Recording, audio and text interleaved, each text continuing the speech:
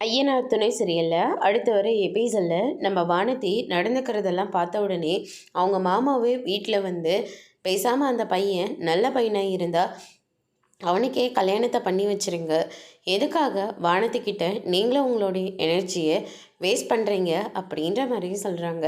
அன்னைக்கு பெங்களூர் போயிட்டு வந்ததுலேருந்தே அந்த நினப்பு தான் எனக்கும் ஓடிக்கிட்டு இருக்கு. பையனும் ரொம்ப நல்ல பையனாக இருக்கான். இப்போ மெக்கானிக் ஷீட்டும் அவன் தான் எடுத்து நடத்திக்கிட்டு இருக்கான். வீடும் அவங்களுக்கு சொந்த வீடு தான்.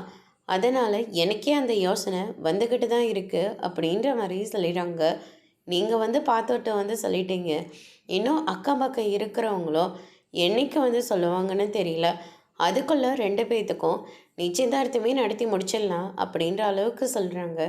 வானத்தை இருந்துட்டு இந்த விஷயத்த நேராக பாண்டிக்கிட்ட போய் சொல்லவும், பாண்டி இருந்துட்டு ஏற்கனவே என் அண்ணன் இருக்காரு, என் அண்ணனுக்கு கல்யாணம் ஆகாமல் நான் எப்படி கல்யாணம் பண்ணிக்கிறது அப்படின்னு சொல்லிட்டு கேட்கவோ, உங்கள் அண்ணனுக்கு என்ன பொண்ணா இல்லை, அதான் ஏற்கனவே பொண்ணு பார்த்தாச்சு இல்லை, சந்தா தானே இருக்காங்க, சீக்கிரமாக கல்யாணத்தை முடிங்க, அடுத்த முகூர்த்தத்தில் நம்ம 2 பேரும் கல்யாணம் பண்ணிக்கலாம்.